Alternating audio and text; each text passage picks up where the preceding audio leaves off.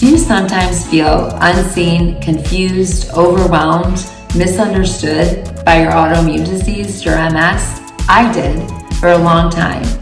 There weren't a lot of answers back then. So I am Kathy Chester, your host of Move It or Lose It podcast, where we talk about all things that move the mind, body, soul, and spirit. And on top of that, in combination, we have lots of patients that come on and share their inspiring stories, along with experts in their field that will come on and teach us, make us aware, and help us understand what's going on mentally, physically in our bodies, and how movement is so important, but community is so important.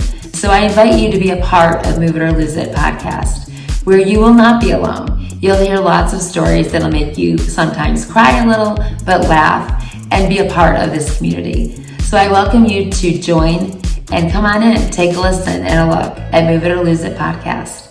Thank you so much.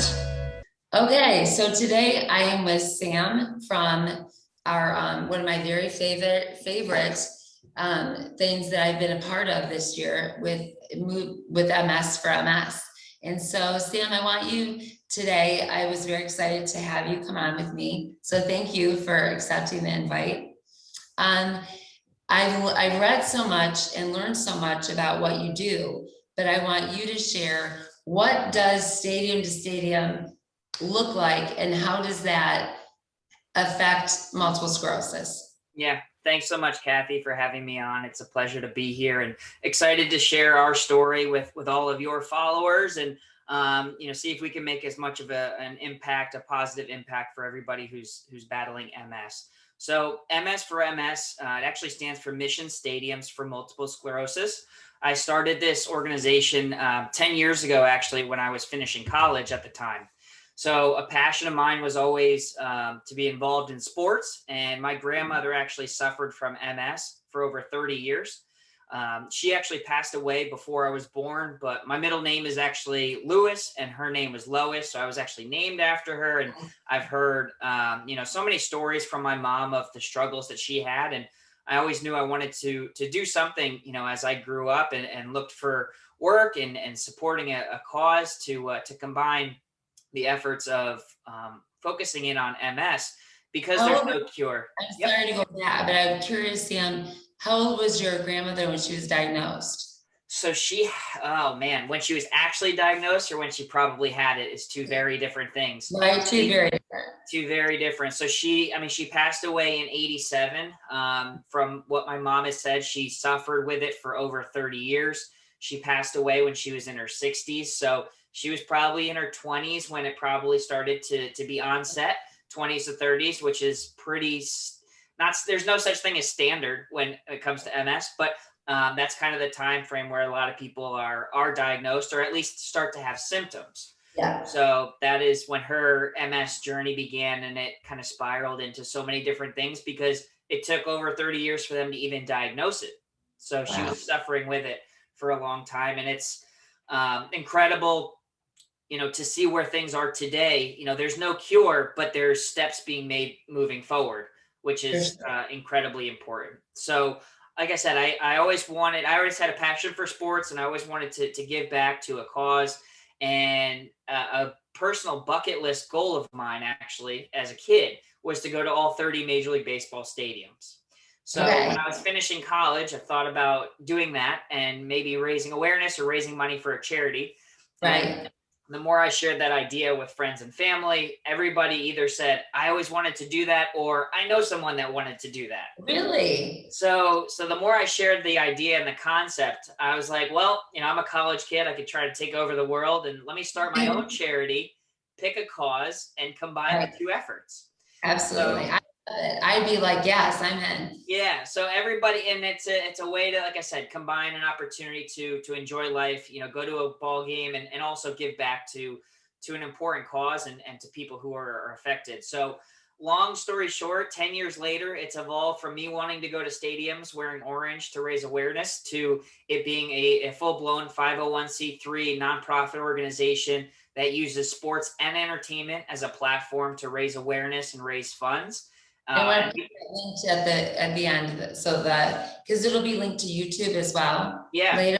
So I want a link so I can give all the information out. So Yeah, sounds great. And we partner with Johns Hopkins MS Research Center, which is one of the top MS centers in the world, as they're our primary beneficiary of funds raised. And we also support individual MS warriors with their own battles, whether it be from a support standpoint or a financial standpoint with a scooter or financial assistance. So that's where funds raised from the organization ultimately go. I love that. When I read that, I thought that is so important. I love that you do that for the people, the patients that don't have insurance and don't have that ability. And so often, my goodness, I've a discussion for another day, but my MS journey this last year and going back and forth to different hospitals when I took a turn for the worse, boy, did I see the lack of care. And once you pass and you are difficult and things change, it's like you are really kind of shoved off. And I was like, wow, this is, it was new to me because I've always been able to be very high functioning, play sports, run marathons, coach, train. So it was a new thing for me, but I don't think it's by accident that I've been able to see all of these doctors and be able to put myself in an experience that a lot of our MS warriors go through. Yep. Where, I have my struggles, my eyesight, my stuff like that. But I've never been in a wheelchair. And to be able to see and just to be a part of the things this year. And so I think you're right. It is evolving and I love what you're doing. I love that I was a single mom for a long time of 3 kids with MS, raising them. So I definitely appreciate so much what you're doing. And I know if I would have needed that then, what a blessing that would be. Yeah, for sure. And that's the best part of what we do is not, that we get to see stadiums or connect with players, stuff like that. It's the impact that we make for those who are affected by it and just the joy that it brings and the platform that it brings. And, wearing our shirts and our merchandise kind of as a badge of honor is what really resonates and provides us with just that positive feeling. And that's a wrap. I hope you enjoyed this episode. That's another great interview in the books. Can you give me your please remember to subscribe, review, and always I want your feedback so that I know what interests you. What are some topics that you guys want to hear? Hope you enjoyed it. Can't wait to see you guys next so there's time. 2 Bye-bye. really great ones, but I'll go with the one in Detroit since you're in Michigan. Well, I'll go with the story of 2 years ago when we had an event at Comerica Park. We had almost 100 people there, all wearing orange. And I know the Tigers are orange and blue, but it was a full section of orange, and it was really impactful. And we had a group of 20 of us on the field for batting practice. There was a gentleman there who's been struggling and suffering from MS for many, many years. And unfortunately, his trajectory of the disease was much more significant than many others. He had actually been kind of bedridden for several months and really in a tough position and really struggling. And his grandkids and his daughter and her family were able to get him to the game. And we got him on the field for batting practice. And the look on his face for someone who was bedridden for months, to have that opportunity and to see the joy on his face, to just for 1 hour, 3 hours, whatever it is, to forget about what he's going through and just kind of bring some joy and bring awareness to the cause as well at the same time. We had a player who got us the tickets come over, take a picture with us, and his face just lit up, and that's just a moment and a kind of an image that forever resonates with me and also pushes me to do even more. So that's I bet those things push you when you're tired and it's like I can't do anymore. And I echo that. I know I have those, in my stuff I do, and it's like, okay, I can do this. And you go back to those great memories. So go ahead and give me one with a player. So that moment with the player coming over. Who's your favorite player? It's only between you and I. Nobody's gonna. Well, even though this is a podcast for everybody, I think they might catch on. But I am a Yankees fan. I will admit I'm a Yankees fan. And I was biased. We did an event 2 years ago after Comerica where we went to Yankee Stadium. Was able to get connected once again with a player to get us on the field passes. We met the Awesome. manager of the Yankees at the time. So that was an experience for me that was kind of like a dream come true as a kid, and to do it with my friends and family there, and also just make an impact for a greater cause at the same time. It was one of the best. Yeah. Well, come back to Detroit. Oh yeah. We already have plans to do so as soon as there's an opportunity. Most likely next year, we're going to get it on the books to do an event once again there. And instead of 100 people, we're going to get, maybe 1,000 people next year. So bigger and better every year. Definitely. That sounds perfect. So a couple of things what do you think, why did it grow so fast? What do you think was behind that, the growth of it? I think a combination of, I try to grow our brand and our come out what we do just in the right light from just a support standpoint. We're not out there to just be all about who we are. We're there to support people with MS. And I really think even just through social media and through posts, like it came across that way, which is what I always envisioned and wanted it to. And the sports aspect, I think, resonates with a lot of people. We don't compete with the MS Society. We complement them. We're our own separate entity, but we operate in a completely different way where, we use sports and entertainment as our platform. And the MS Society, they have the walk and the bike ride, which are all amazing and incredible fundraising initiatives. But I think the sports aspect does really resonate with a lot of people, and it gives it a kind of a fun twist to, support in a different type of way. So I think that's why. It's the first baseball cap MS one my husband wears. So. I love it. Yeah, and that's that's what we love to see. It's a fun way to just raise awareness, support in a way that just resonates with a lot of people. And what I love too is it's getting people out. Yeah, right? For sure. Because so many times, and I have this discussion with a lot of times when you advocate and do a lot of MS speaking, you get a phone call of a newly diagnosed, a lot of times it's a female because our numbers are higher. And it's, it's that fear. It's what if I can't do? Yep. So what I do enjoy about what you do and what drew me to that is that I believe being able to get to our younger people that are getting diagnosed so at such a rapid pace than ever before, they are very much eager to be out and to exercise and move. Where it's our older people that are just like, I don't know, back when I was diagnosed, they told me to rest. And so I love that you're doing it. I love that it brings hope for so many, but for so many of our younger people who are diagnosed. My son has MS as well, and he's a huge sports nut. So it's just wonderful on so many levels to see the different ways that different groups are reaching out, and the way that you're doing it is it really is impressive. And I really and I'm a huge sports fan, so I love it. What are some of the experiences that you've had or getting started? Talk to me about how you got it started, and as far as some of the hurdles, the financial stuff, all the fun stuff. Yeah, no question. It's been a journey. There's no question. Like I said, I actually, I started it 10 years ago, and I was just a college kid at the time. And when I began it, I thought I could just start a charity and go from there. And the reality was, unless a charity is a multi-million-dollar charity, that, can't be your full-time job. Like, you need to make actual money to live. So, I had to go through the hurdles. Now, trying to figure out, how do I do this thing? Exactly. And this is still very much a volunteer effort for me, but it's grown into, an incredible opportunity to help so many. I am a full-time energy advisor for my job, actually, and I do this work on the side. So this complements kind of my day-to-day, but more and more time is certainly being focused on MS4MS, which is great. But the hurdles were, it actually took 2 years in the very beginning to get approved through the IRS to be a tax-exempt nonprofit. So that process actually took a lot of the momentum and the speed from the beginning growth, kind of away from the organization.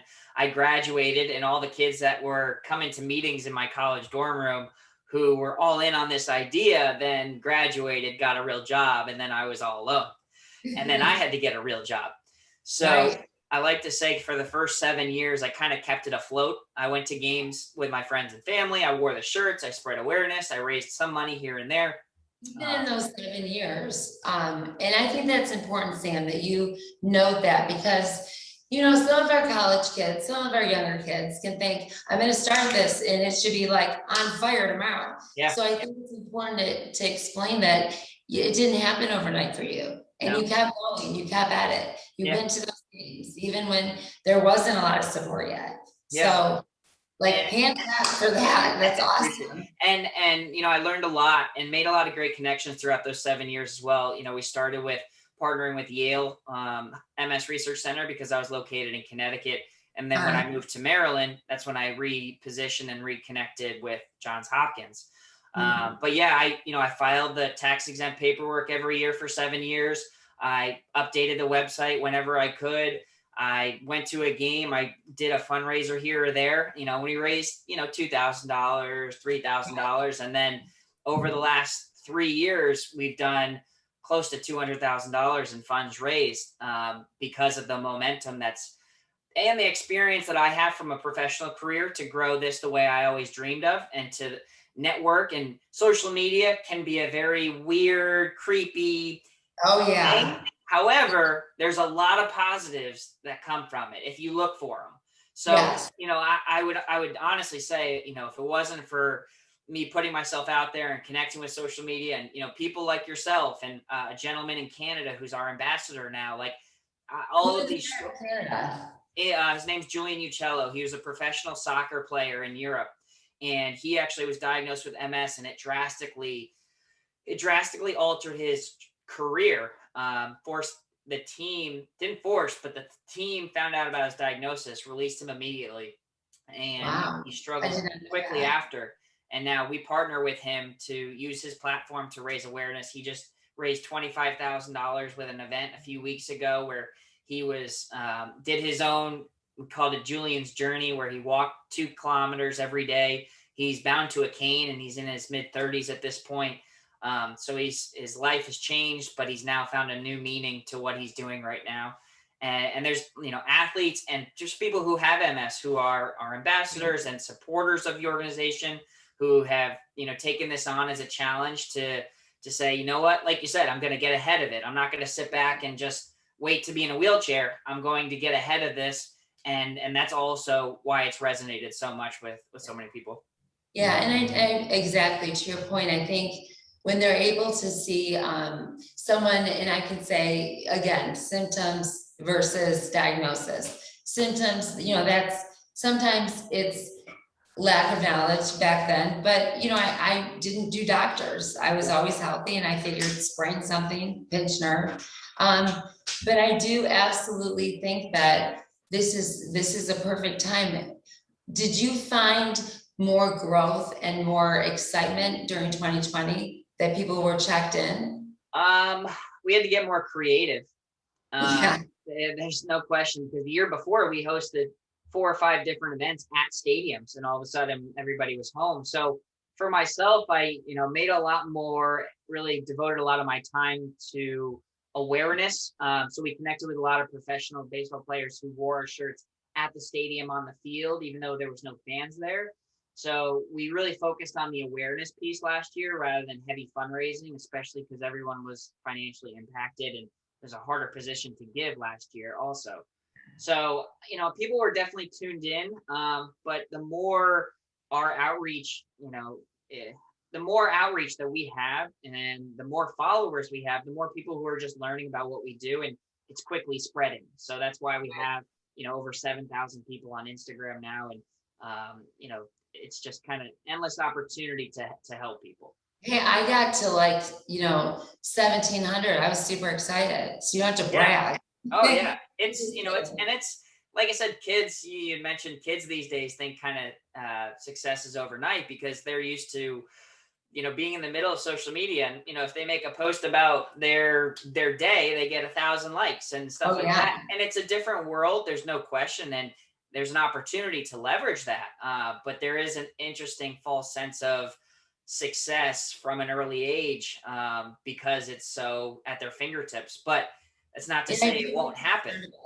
When it comes to our younger people who are newly diagnosed, what's the first thing they're on? They're on social media, Instagram. And I can think during 2020 for me, finishing up all my certifications that I needed, that I had an opportunity for with MS and autoimmune stuff, was all the hackers and all the people that were taking money from people that, and I could just picture these really sick patients, just sending them money and not having a clue, and watching this thinking nothing you did was right at all for this patient.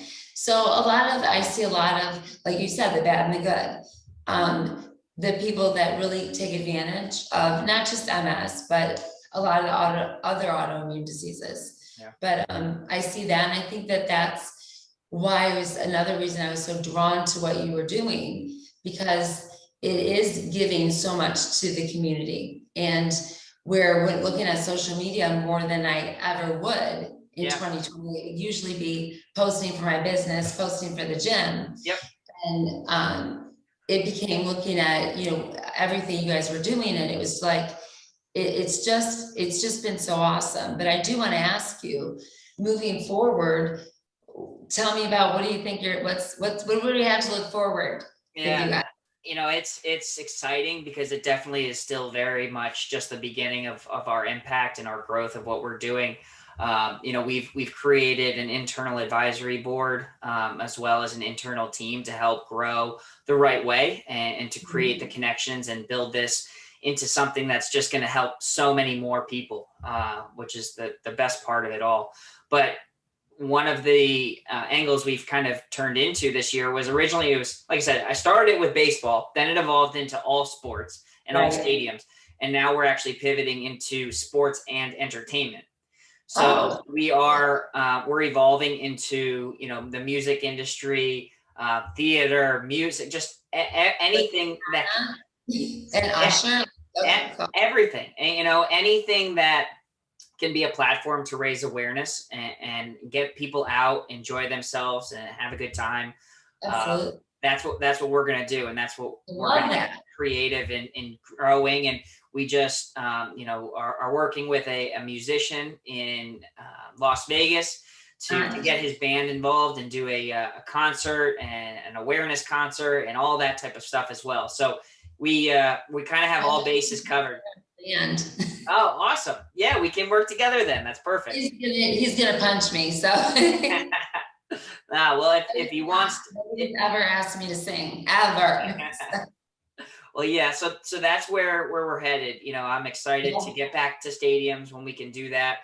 Hey, if you want some Motown, you know where we are. Come down and see us. 100%. And we're also, to your point previously, of it's a lot of the younger generation who needs the awareness piece and needs the information. We are going to focus a lot of our efforts on fraternities and sororities and colleges, and partnering with them to grow our mission, to host different fundraising competition events and get stadiums involved that way. There's a few ideas that we have to really grow this and combine our efforts on their focus, while also kind of getting everybody involved, but having that be our target market of a lot of our primary fundraising efforts. Because also from a philanthropy standpoint in college, they have to fundraise throughout the year. So there's a lot of alignment between our efforts and their interests, between what we can do together. Love that. Yeah, we'll talk about that later. I'd love to get involved in that. Love that. Sure. Really, really good. Yeah. So what else do we got going?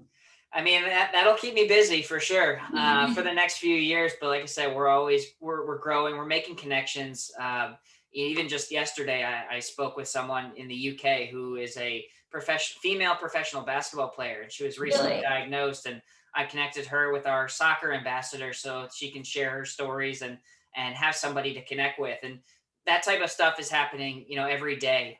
We're working with a football player whose mom had MS when we're looking at an event in Texas. So there's so many different things and avenues that people want to get involved in and support, and it's a platform to do so. And So, Sam, to that point, share with the listeners how they can get involved. Yeah. So our website was just completely revamped and redesigned. MS4MS.org. All information is there in terms of our upcoming events. Don't get worried, guys. It'll be in the site. It'll be in the show notes. Don't stress. Perfect. And so on there, we made our website with a focus of having it be fun and informative, a little bit of both. So we have a lot of information on MS, facts about MS. We have one of my favorite pages on the website is called My MS Story, where MS warriors share in their own words their journey. And that's where you can read. I think there's over 30 plus people with MS. I think I just did mine and sent it to you guys. So I was reading those. Exactly. I mean, really, really good. And it resonates with so many people, which is so important at the same time, just to say, you know what, I'm not alone. I get it. Somebody understands what I've been trying to say. The doctors haven't said that it's this or that, but finally somebody gets me. And that's that aha moment that a lot of people come and say, hey, just thank you for sharing. And that's what we like to do. So our website is the main point of contact. From there, you can get in contact with me. Follow all of our social media pages. It's MS_4_MS for all of our social media pages there. And like I said, if anybody wants to get involved or you just connect with us and on anything, fundraising, connections. Fundraising, and what would you say your biggest needs are right now for people to jump in? I mean, however they want to get involved is we're open to that. And that's the biggest thing also, is that everybody who has MS, from what I've learned, everybody's very different. Some people like to I want to be the face of this and get out there and share it. Some people like to, behind closed doors, read about stories and connect internally. And both of those are completely fine. So, fundraising is a huge thing. We like to, try to provide as much support for Johns Hopkins MS Research Center as possible, and also donate to people in need and give wheelchairs wherever possible, or a cane, or whatever it might be, or just pay their groceries for a month. Whatever it might mean, that helps. One thing, Sam, I would say to you that might be really cool in your giveaways is one of the things that really frustrated me, and I am curious, and I'll ask this on a podcast, with an MS neurologist, but I was stunned when I went to get a cane during 2020. It's the first time. I was nervous.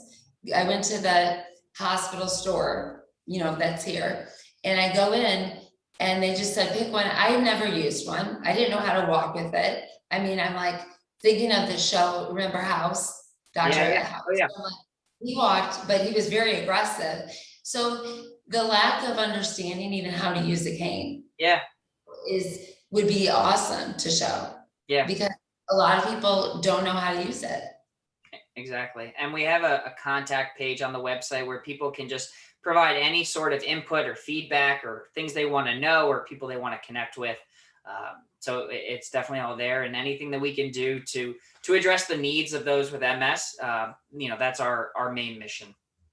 And then, like I said, what are some things that we could list that you are in need of now, moving forward in this next phase with entertainment this next year?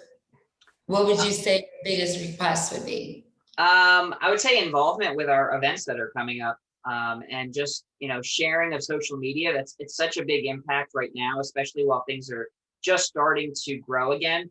Having people with large followings reshare what we're doing and get the word out there of our organization. I think as that continues to grow, the fundraising dollars will come. We don't like to push that, in people's face. If they can give, we're very, fortunate that they can, but we want to get the word out there of what we do and the impact that we're making, and have more of those moments where people say, thank you. Like, I can connect with that. And I've been waiting for something like that. So I would just say, share away, tell people about it in conversation.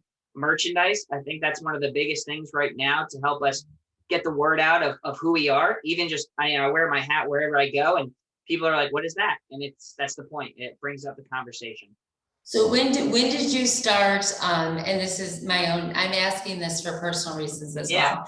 When did you start, was it in that first 7 years that you started to get your merchandise and stuff going so people had some swag? Yeah, we always had some stuff in the very beginning. Anytime a gym owner had swag, sorry. Yeah, you know, in the very beginning, but last year, like I said, I knew that the organization was ready for that next step where we worked with a graphic designer and rebranded our logo. We rebranded our website. And now it kind of looks like we know what we're doing, which is good. We're headed in the right direction.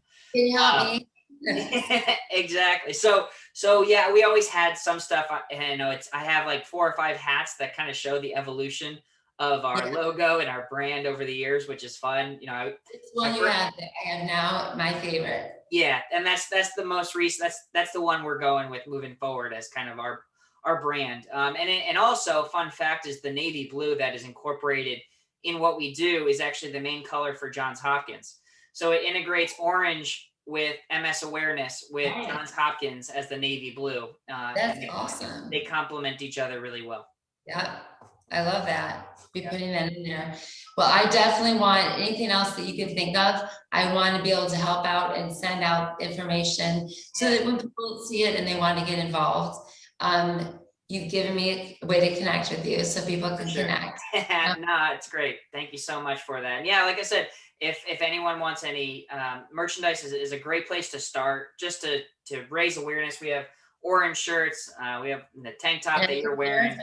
That the hats are awesome. Exactly. And the tank tops are super cool. Yeah. And the stickers. And where's it? Wait for it.